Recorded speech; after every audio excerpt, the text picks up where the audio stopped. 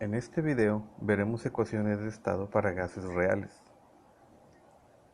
Van der Waals desarrolló su ecuación tratando de corregir dos grandes defectos de la ecuación del gas ideal.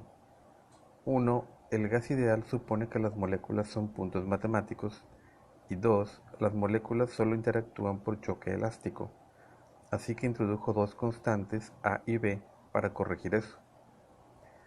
La constante A corresponde con la intensidad de las interacciones intermoleculares, cosas como interacciones de dispersión de Van der Waals, dipolos inducidos o permanentes o incluso puentes de hidrógeno. La constante B corresponde al tamaño de la molécula y, aunque a primera vista podríamos tomarlo como el volumen de un mol de gas condensado, el valor de B no es igual al volumen molar. Los valores de A y B son determinados simultáneamente a partir de las constantes críticas. Así, podemos ver que en el caso del helio, tanto A como B tienen valores pequeños, ya que es un gas noble que tiene pocas interacciones y su tamaño es pequeño porque es un solo átomo. Las pequeñas interacciones del helio explican su bajo punto de ebullición, algo así como 4 Kelvin, unos 269 grados Celsius bajo cero. En el caso de la molécula de oxígeno, vemos que el valor de A ha aumentado bastante con respecto al helio, lo cual coincide con que el oxígeno tiene un punto de ebullición mucho más alto, 183 bajo cero, y el valor de B también es mayor que el valor del helio, aunque no ha aumentado en la misma proporción que A. El agua siempre es especial debido a sus fuertes puentes de hidrógeno, lo que da un valor de A mayor que el del oxígeno. Esto concuerda con que el agua sea líquida a temperatura ambiente. En cuanto al tamaño, no parece que haya mucha diferencia con la molécula de oxígeno. Debemos entender que al usar un solo número para describir un volumen, estamos suponiendo que la forma es esférica. Por último, una molécula más complicada, el benceno.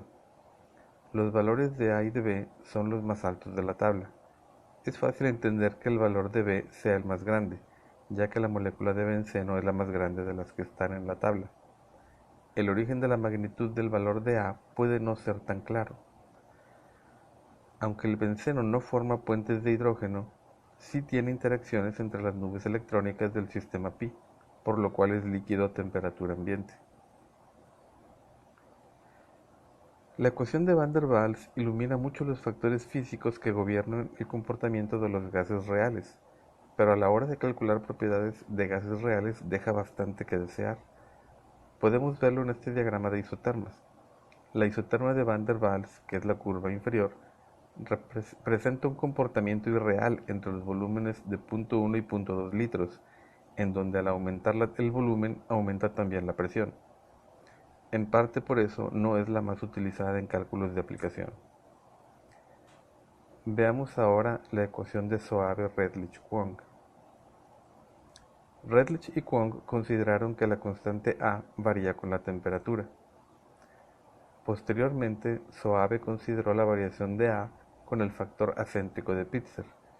El factor acéntrico de Pitzer es un factor suizo que corrige las desviaciones con respecto a la teoría de los estados correspondientes. El factor alfa incluye el efecto de la temperatura sobre A. La ecuación combinada de Soave-Redlich-Kwong es bastante popular entre ingenieros químicos. La ecuación virial expresa el factor de compresibilidad como una serie de potencias del recíproco del volumen molar. También es posible expresar la ecuación como una serie de potencias de la presión. Los coeficientes de la ecuación virial, llamados coeficientes viriales, dependen solo de la temperatura. Esta ecuación tiene mucha importancia teórica, ya que los primeros coeficientes viriales son deducibles a partir de consideraciones de mecánica estadística. Existen otras ecuaciones de estado para gases reales, pero su uso depende del tipo de sistema, por ejemplo la ecuación de Penn-Robinson. Ahora continuaremos con el tratamiento de mezclas de gases reales.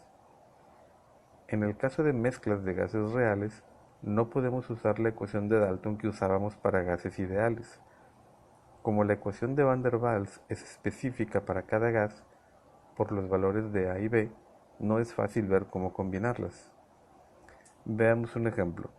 Si tenemos una mezcla de 0.3 moles de oxígeno y 0.7 moles de agua, las ecuaciones involucradas son específicas para cada gas, y así calculamos la presión parcial de oxígeno y del agua.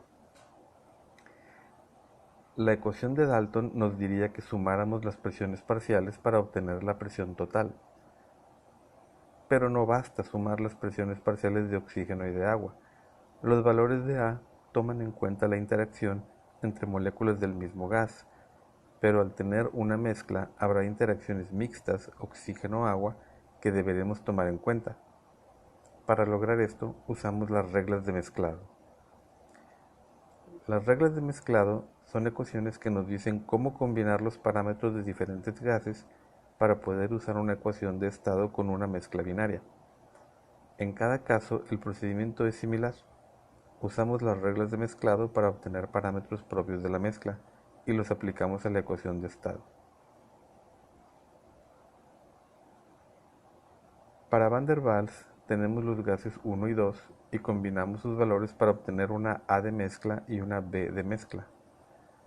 Para la ecuación virial solo tenemos reglas de mezclado para el coeficiente B.